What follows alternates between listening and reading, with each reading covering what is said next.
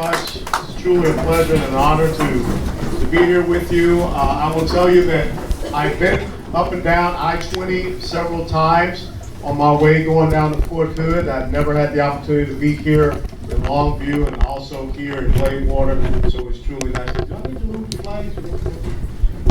I mean, I don't think you want to see my ugly face, but I will tell you this. First of all, to that high school junior ROTC group, let's give them a round of applause.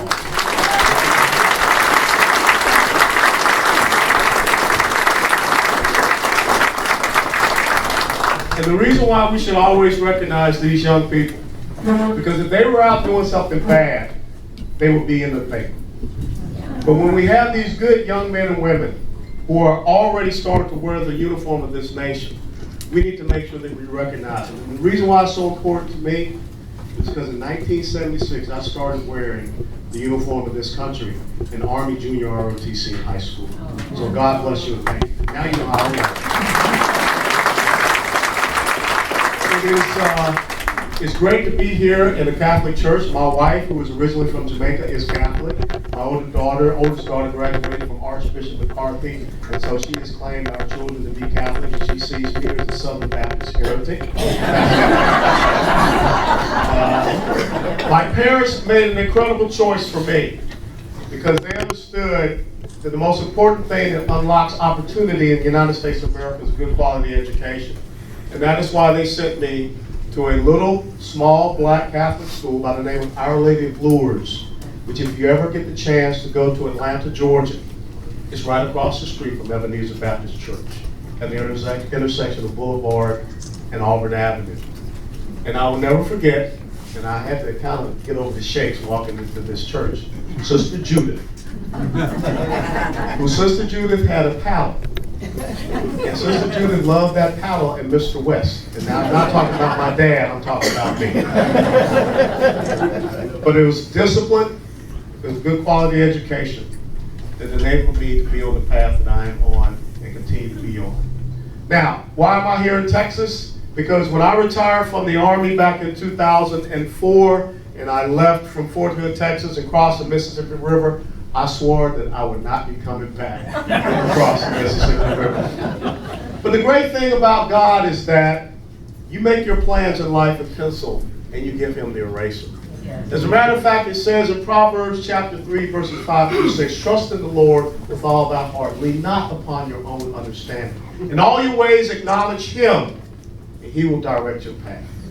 So last year in October, I was out about to give a speaking engagement in Colorado, and I got a phone call from an organization called the National Center for Policy Analysis. It's a 31-year-old conservative free market think tank in Dallas, Texas. And they asked me what I consider being the president and CEO of that organization. And I could not believe it. And so we prayed to the Lord, talked about it with my wife and daughters, and we made the decision to accept it. And so as of the 2nd of January this year, I became the president and CEO of this organization, which looks at public policy at the federal government level, taxation, retirement, energy, education, healthcare, national security from a conservative free market perspective. And I am truly honored and happy that I now, in my wallet here, have a driver's license that says Texas.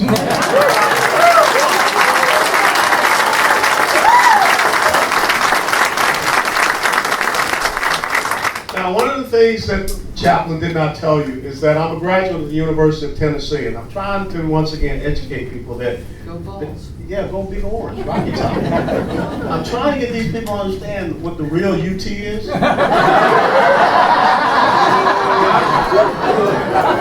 hard. But I want to start off by talking to you about the inextricable bond between the Tennessee Volunteers and the great state of Texas. Because there was a son of Texas by the name of Davy Crockett who lost his congressional re-election. And when Crockett was asked what was he going to do, Crockett gave these incredible words. He said, you all can go to hell. I'm going to Texas.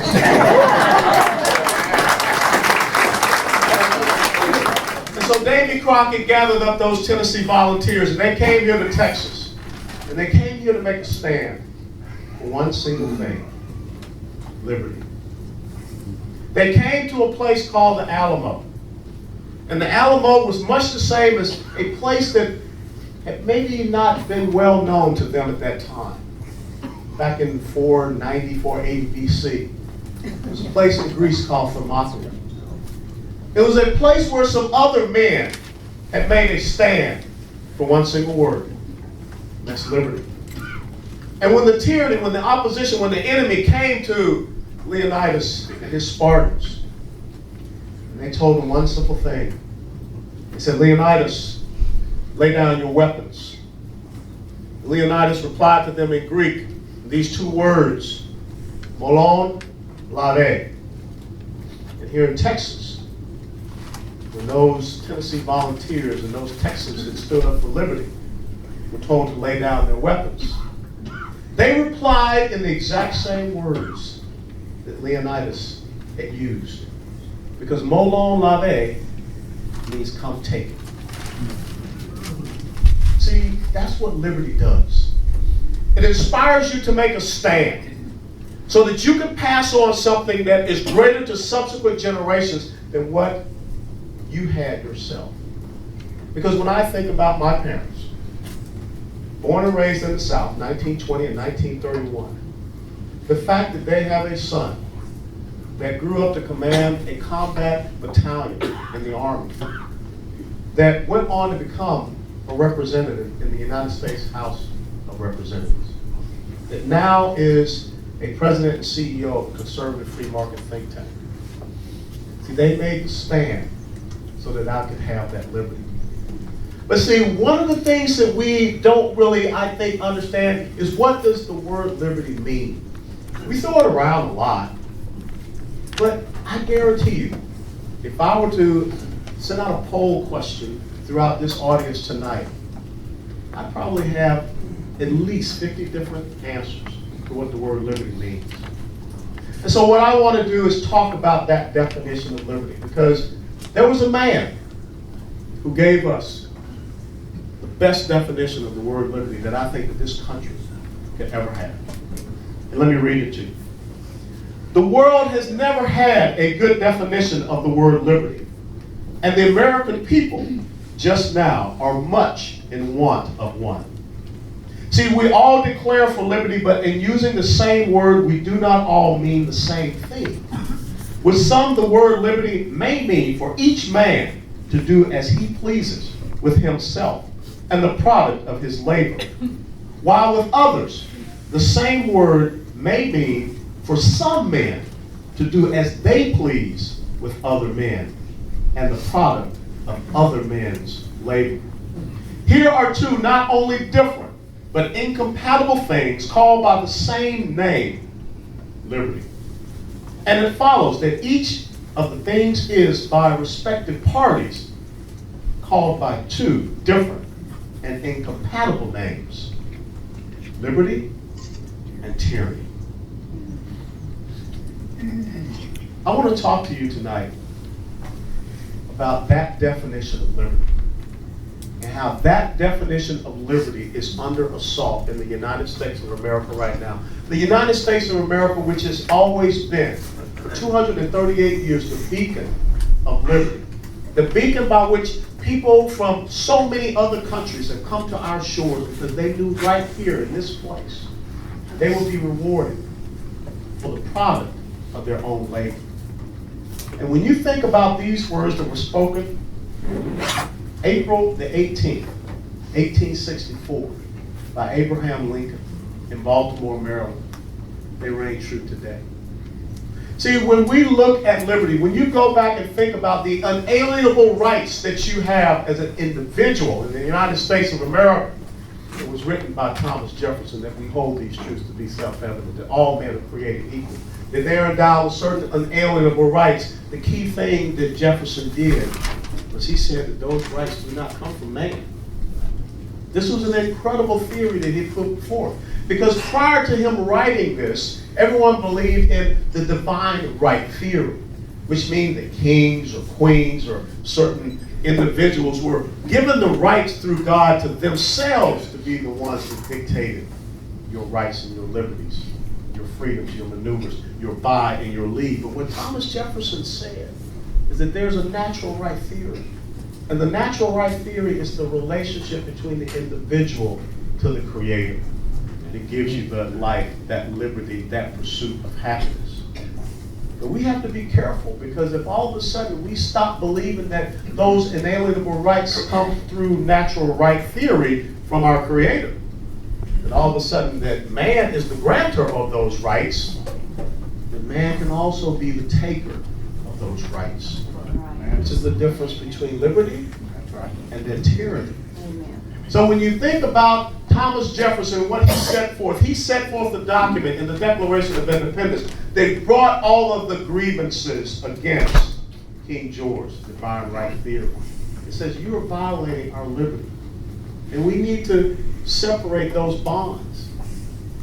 And then when we came back to our Constitution, and it was written, the Constitution could not be ratified until what occurred?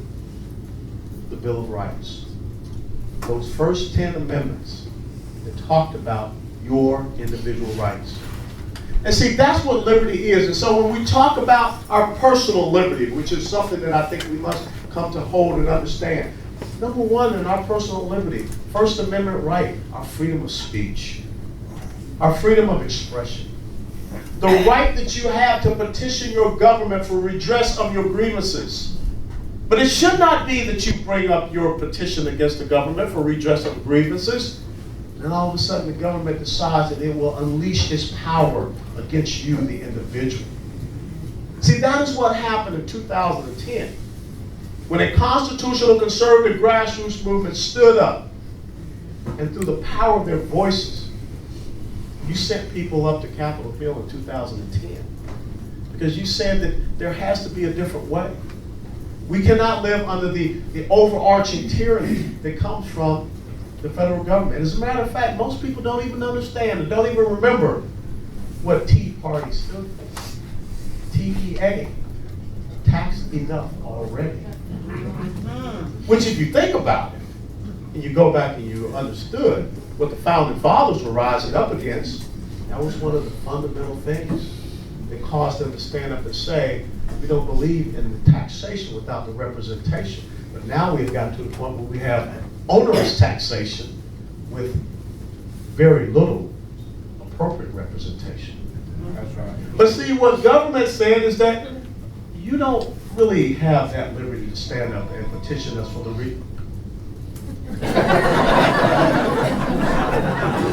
I hope that's Domino's Pizza.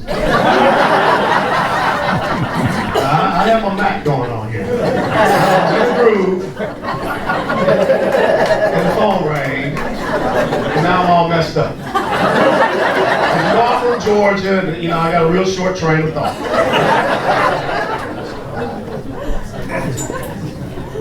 No, but the thing is this. Then the government realized that we cannot allow the voice of liberty to stand.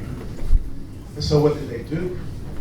They went to the IRS and they unleashed the tyranny of government to suppress your personal liberty, the ability for you through your speech, through your expression, to redress those grievances to government.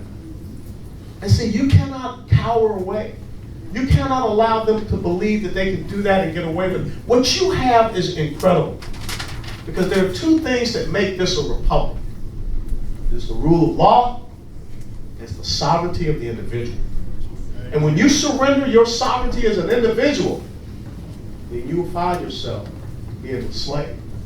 And that is not what our founding fathers meant for us to be. Our founding fathers meant for us to be a free people.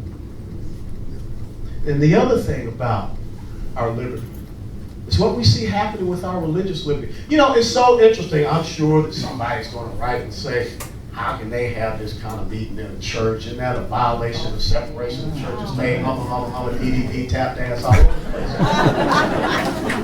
But the next time someone says that to you, you must reach inside your inner breast pocket and pull out that simple little document, Declaration, Constitution, and say, Can you please show me where it says separation of church and state? Right. Because it's not there.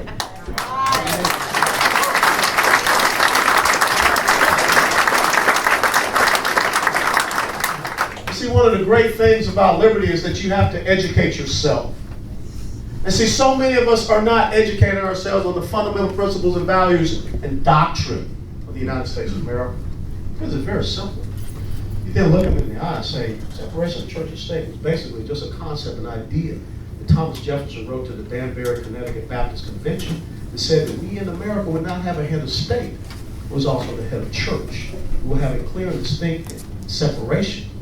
But the reason why Jefferson wanted that clear and distinct separation, because remember why people came here to these shores? Because of persecution in England. They wanted to make sure that the head of state could not persecute people because of their religious beliefs. Now fast forward 238 years later and look at where we are today.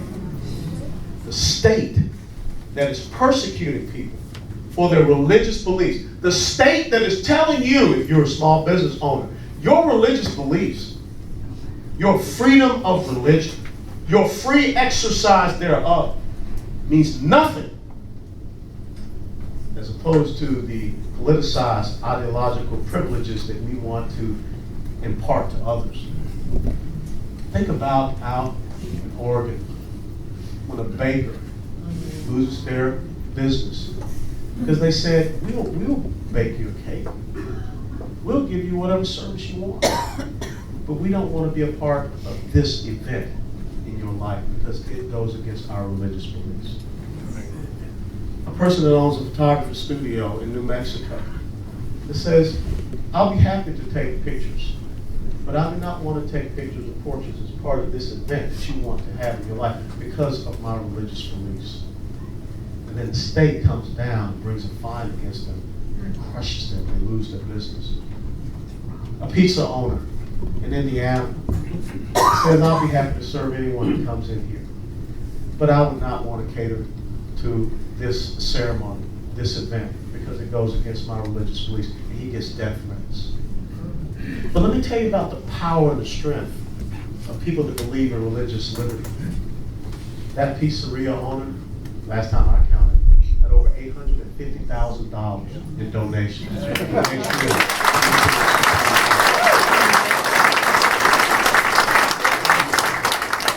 You know, one of the great traditions at the University of Tennessee is that before every football game, they're on Rocky Top in Knoxville, Neyland Stadium, beautiful venue right on the Tennessee River. A local minister is called in to give a prayer before the football game. And how do I know that that tradition continues? Because I went back to Knoxville for the Tennessee-Alabama football game, and it was still going on. But yet there was a group out of Wisconsin called the Freedom from Religion Foundation that actually sent the University of Tennessee a letter that said, you will cease and desist this practice of praying before football games. And see, I remember growing up in the inner city of Atlanta, Georgia. I went to Grady High School, and I played football. And we didn't have all this high-speed gear and everything like that. There was no such thing about targeting. I mean, you were not a tough football player unless you did try to hit someone head on.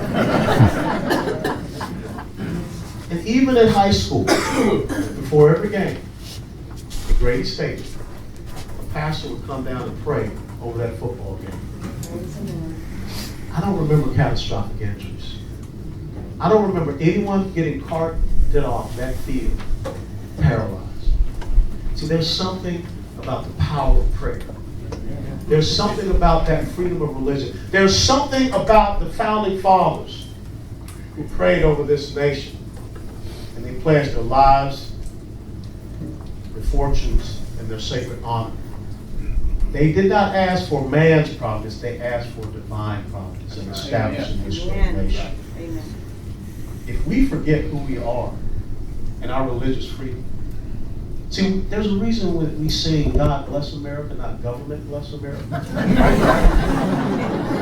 If we ever get to the point where we stop singing it that way, then the blessings of liberty that have been bestowed upon this great nation. Because how many of you all here are in the military? We're in the military. Thank you for your service. Amen.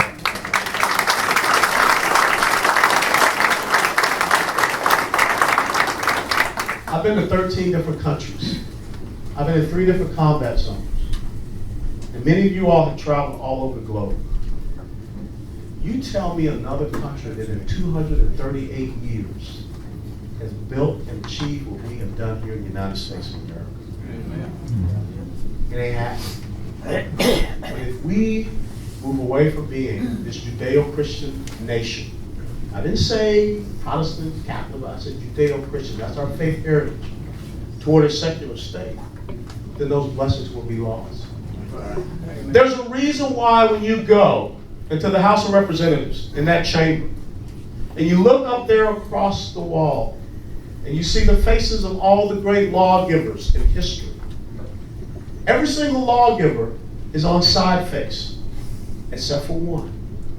There is only one face that stares at the President of the United States of America when he gives a State of the Union address. There is only one face that stares back at the Speaker of the House. And that's the face of Moses. There is a reason why we sing God Bless America. There is a reason why we have religious liberty. But if we forget that First Amendment right of freedom of religion, not freedom from religion, and the free exercise thereof, then that beacon of liberty will shine just a little bit less. And see, there's a reason why after the First Amendment, those freedoms that you have of speech and press and expression, petition your government, they put the Second Amendment. Because if you lose your Second Amendment, you ain't gonna have a First Amendment. That's right.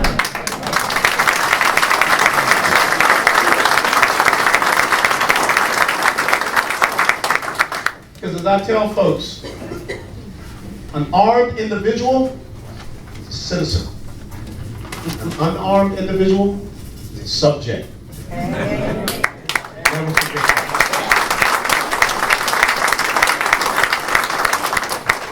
Not just that, it's also the Fourth Amendment right that you have. Because it's about your liberty. And it should not be infringed upon. And you have to stand up and fight for that. But then there's also another important aspect of your liberty that I think a lot of people are forgetting about, and that's your economic liberty. See, what built America, contrary to the beliefs of one person who said on the business you didn't build that. What built America is the indomitable entrepreneurial spirit of the individual. That only comes through liberty. That's right. I want you to think about back years and years ago when people decided they wanted to expand America westward. When they came up to the Mississippi River, I don't think they turned around and said, who's going to build us a bridge? I don't think people, when they went, they said, you know, who's going to give us food stamps? Who's going to make sure we have food? It was something about the ruggedness of the American person. It was something about how we embraced our liberty that said there is nothing, no obstacle that we could not overcome. Amen. I like it says in, I think, Romans chapter 8, somewhere around verses 31, if God be for us, who can be against us? Okay. For I know the plans that I have for you, plans for you to prosper, 29:11, Jeremiah.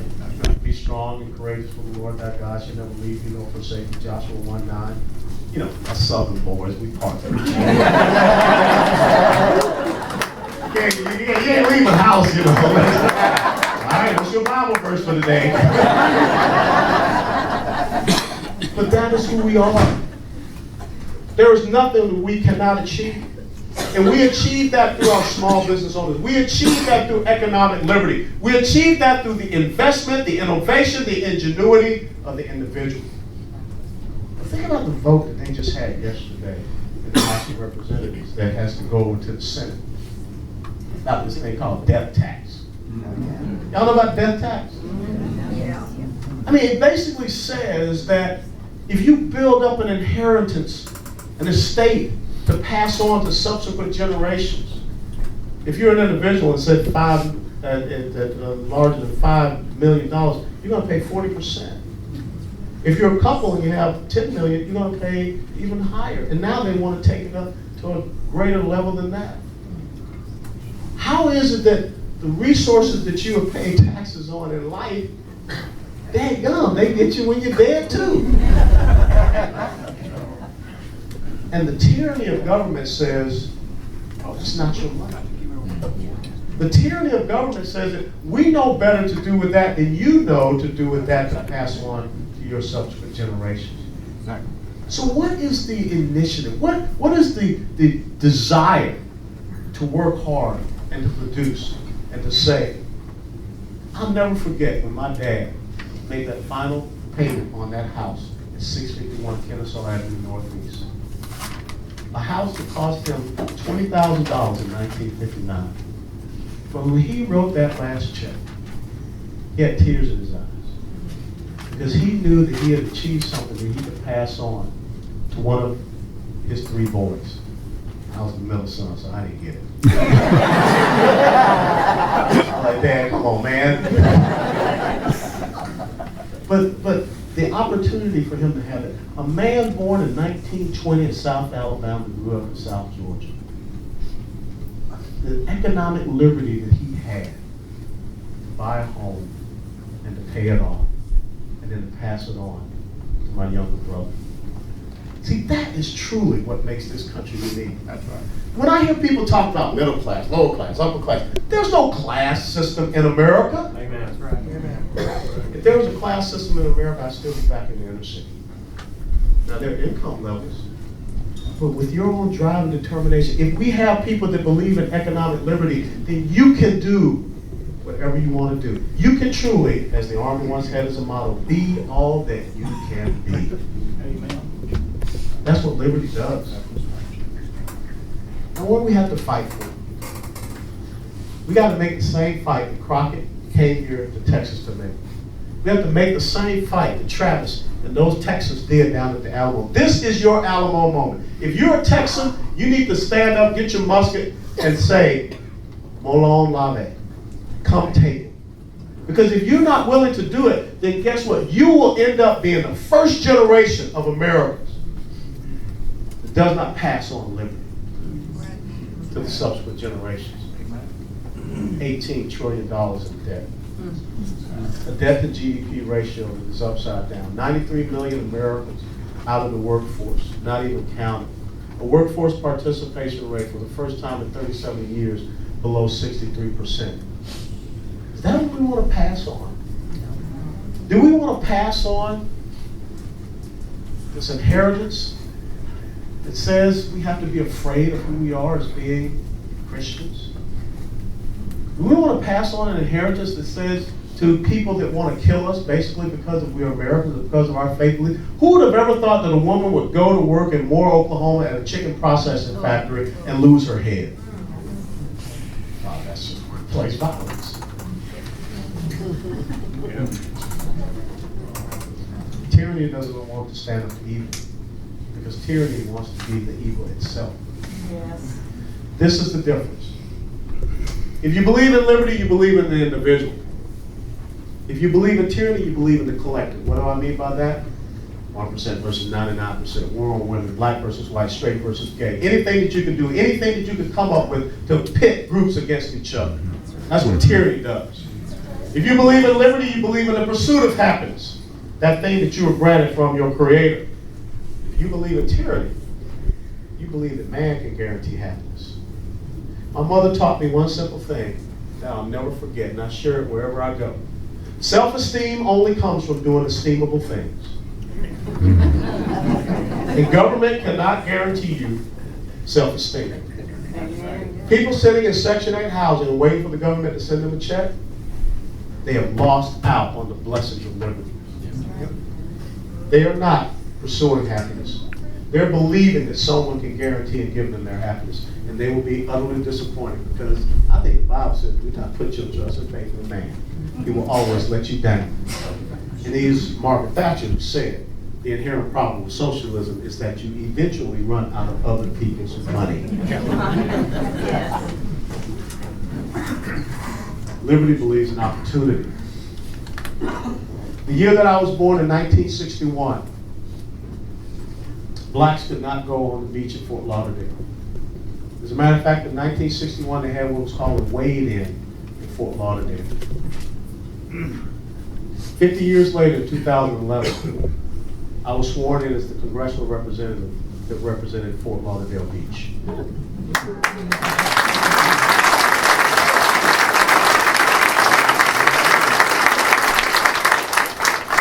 You want to know how cool it was? I represented Palm Beach Island. Rush Limbaugh was my constituent.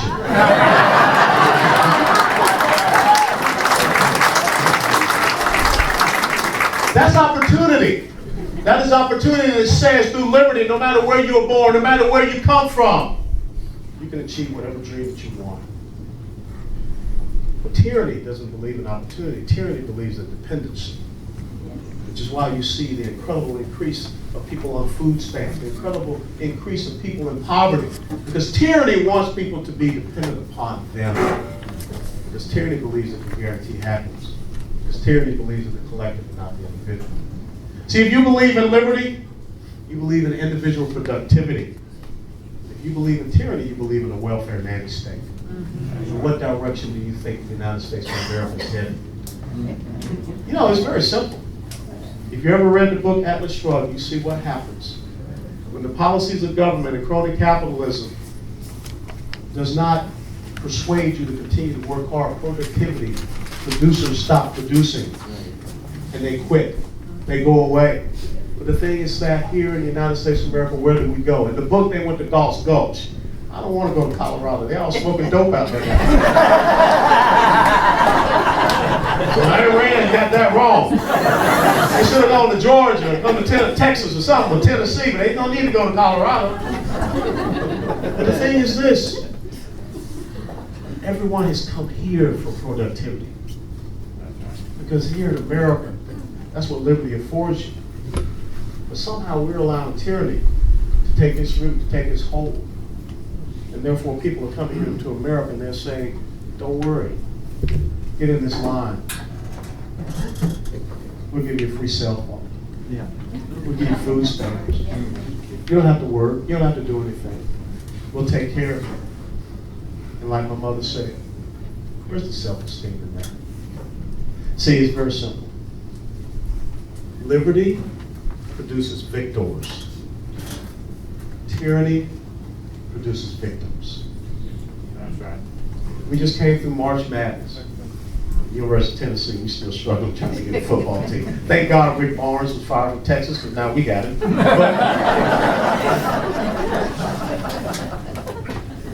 But 68 teams went into that tournament, but only one could be a victim. Go do. You ain't got no friends here.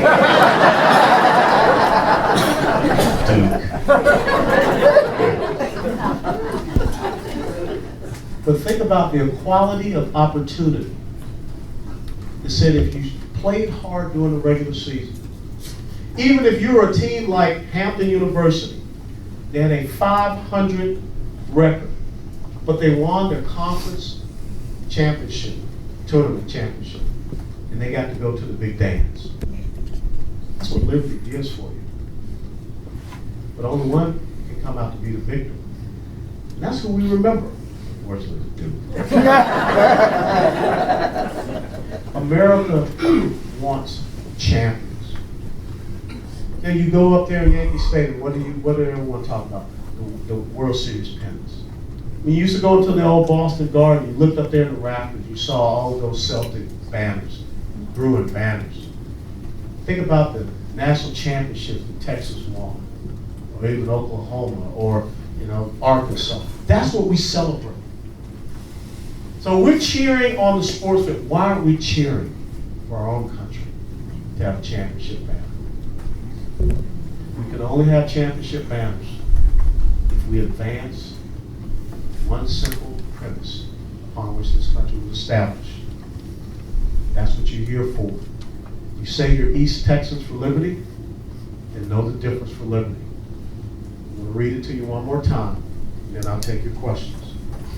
The world has never known a good definition of the word liberty, and the American people just now are much in want of one. We all declare for liberty, but in using the same word, we do not all mean the same thing. With some, the word liberty may mean for each man to do as he pleases with himself and the product of his labor, while with others, the same word may mean for some men to do as they please with other men and the product of other men's labor. Here are two not only different, but incompatible things called by the same name, liberty. And it follows that each of the things is by respective parties, y'all can figure out what the two parties are, called by two different and incompatible names, liberty and tyranny. East Texas for liberty. What will you pass on to your children and to your grandchildren? Liberty or tyranny? God bless you all. Thank you.